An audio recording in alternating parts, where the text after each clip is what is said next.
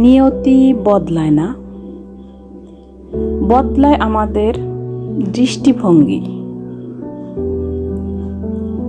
আমরা অনেক সময় বলি, আমার কপাল খারাপ, আমার নিয়তি এমন কেন? কিন্তু সত্য বলতে কি জানেন,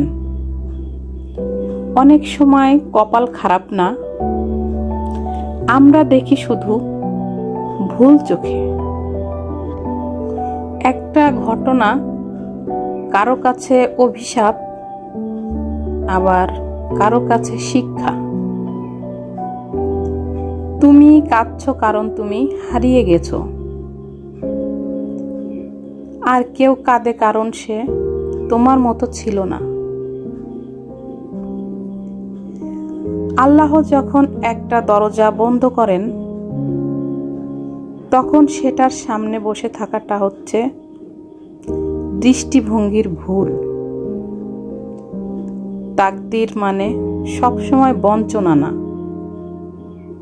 কখনো কখনো সেটা তোমার জন্য সবচেয়ে বড় রহমত।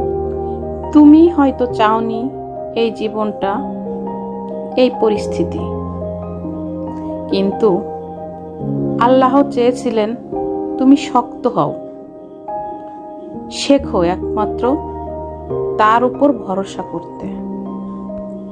প্রকৃতির মতোই জীবন আধার আসে, আলো আসে, কিন্তু যারা আলো খুঁজে বেড়ায় তারাই তা পায়। তাদের দৃষ্টিভঙ্গি আলাদা। একজন মানুষ বারবার ব্যর্থ হচ্ছে, তবুও সে হাসছে, কারণ সে জানে আল্লাহর পরিকল্পনা তার চেয়েও বেশি জানে।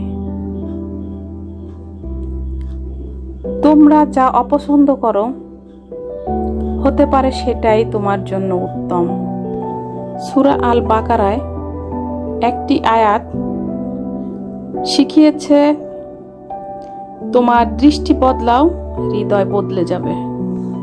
সবাই সুখ চায়, কিন্তু খুব কম মানুষ আছে যারা নিজের দৃষ্টিভঙ্গিকে আল্লাহর উপর রেখে দেয়। তাদের জীবনও হয় শান্ত। আজ তুমি যে অবস্থায় আছো, হয়তো সেটা বদলাবে না, কিন্তু তুমি যদি নিজেকে বদলাও, হয়তো তোমার মনটাই বদলে যাবে, আর তাতেই হবে তোমার নতুন তাকদীর।